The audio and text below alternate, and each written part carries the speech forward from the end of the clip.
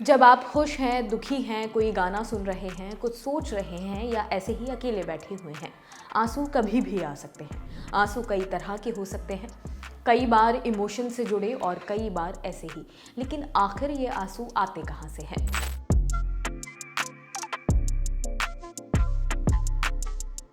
क्या कोई पानी की टंकी है जिसकी टोंटी खुल जाती है? क्या चक्कर है आखिर भाई? इस सवाल ने मुझे बहुत ज़्यादा सोच में डाल दिया था, तो मैंने सोचा कि चलो भाई इसका जवाब ढूंढा जाए। जो जवाब मिला वो आपको भी बता देती हूँ। ये है विज्ञान। हमको लगता है कि जब हम इमोशंस में होते हैं, मतलब भावुक होते हैं, तब ही बस आंसू निकलते हैं। लेकिन क्या आप जानते हैं कि आंसू भी कई तरह के होते हैं?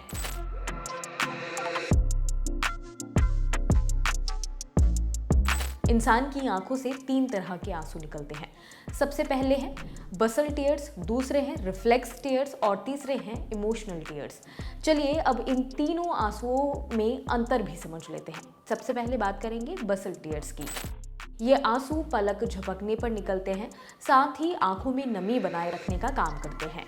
ये नॉन इमोशनल आंसू होते हैं, इसका इमोशन से कोई लेना देना नहीं होता है। दूसरे आंसू होते हैं रिफ्लेक्स टीयर्स। ये भी नॉन इमोशनल आंसू ही होते हैं। ये हवा, धुएं या धूल की वजह से आते हैं। ये आंसू किसी खास गंध या प्रतिक्रिया से आते हैं, जैसे प्याज काटने या फिनाइल जैसी तेज गंध।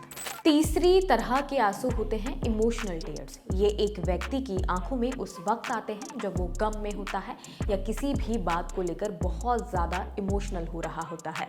इन्हीं आंसुओं को इमोशनल आंसू कहा जाता है। ये तो बात हो गई आंसुओं के प्रकार की, लेकिन अब ये जान लेते हैं कि आखिर आंसू निकलते क्यों हैं। बीबीसी में छपी एक रिपोर्ट के मुताबिक प्रोफेसर माइकल ट्रिम्बनल, जो इंस्टीट्यूट ऑफ न्यूरोलॉजी में न्यूरोलॉजी प्रोफेसर हैं, वो कहते हैं कि इस बात से इनकार नहीं किया जा सकता है कि जब इंसान भावुक होता है तो आंसू बहाता है। जब ये सवाल आप लोगों से पूछेंगे तो इसका जवाब आपको अलग अलग मिलेगा। इसकी एक वजह ये भी होती है, जब एक इंसान किसी भी भावना के एक्सट्रीम पर होता है तो शरीर में कई तरह की प्रतिक्रिया होती है। ये खुशी या दुख के समय कभी भी हो सकती हैं, जिसमें एड्रेनल लेवल में बदलाव शामिल है। इन हार्मोन में बदलाव की वजह से असर पड़ता है। इसका आंखों से सीधा कनेक्शन होता है। यही वजह है कि आंखों में सिक्रेशन होता है और आंखों में पानी आने लगता है। बीबीसी में छपी एक रिपोर्ट के हिसाब से रोना हर क्षेत्र के हिसाब से अलग अलग हो सकता है। अगर इसे देश के लिहाज से देखा जाए तो औरत और आदमी के रोने के मामले में अमेरिका सबसे ऊपर है। सबसे कम रोने वालों में बुल्गारिया के मर्द शामिल हैं। वहीं आयरलैंड और रोमानिया की औरतें सबसे कम रोती हैं। हालांकि रोने के कई फायदे होते हैं, जैसे रोने से इमोशंस कंट्रोल होते हैं, मानसिक तनाव से राहत मिलती है। इसके अलावा एक और मज़ेदार बात होती है जम्हाई लेने पर। अगर आपके आसपास बैठा कोई शख्स जम्हाई लेता है तो आप भी जम्हाई लेने लगते हैं। जम्हाई का मतलब माना जाता है कि नींद आ रही है, लेकिन ये कैसे संभव है कि जब एक व्यक्ति को नींद आ रही हो तो दूसरे को कैसे आ सकती है? इसकी बड़ी वजह है सामने वाले शख्स से आपकी आत्मीयता दिखाता है। मसलन कोई आपको देखकर स्माइल पास करता है तो आप भी बिना एफर्ट लगाए मुस्कुरा देते हैं। ये बेहद इनवॉलेंट्री रिएक्शन होता है। इसे लेकर कई रिसर्च भी सामने आ चुकी हैं।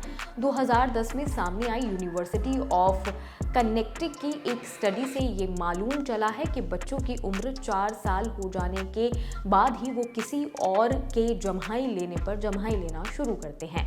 ये वही उम्र होती है जहां इंसानों में संवेदना पैदा होना शुरू हो जाती है। इसके अलावा ड्यूक यूनिवर्सिटी में हुई एक रिसर्च में ये भी सामने आया है कि जैसे जैसे इंसान की उम्र बढ़ती है, किसी दूसरे शख्स को जम्हाई लेते देख उसका जम्हाई लेना कम हो जाता है। सब कुछ शॉर्ट में समराइज करते हैं। डॉक्टर जेम्स PBS न्यूज़ 8 से बात करते हुए कहते हैं, इस मामले पर कुछ भी कहना मुश्किल है, लेकिन हाँ, इकोप्रेस्किया नाम के फिनोमिनन को इसके लिए जिम्मेदार ठहराया जा सकता है। इसमें एक इंसान दूसरे इंसान को देखते हुए भी ना चाहते हुए भी उसे कॉपी करने लगता है, जैसे नाक खुजाना, सर खुजाना, मुस्कुराना, मुंह चढ़ाना या जम्हाई लेना। उम्मीद है आपको इस वीडियो में दी गई जानकारी समझ में आई होगी। आपको ये वीडियो कैसा लगा हमें कमेंट बॉक्स में ज़रूर बताएं और ऐसी ही और वीडियोस देखने के लिए जुड़े रहिए लल्लन टॉप के साथ। शुक्रिया।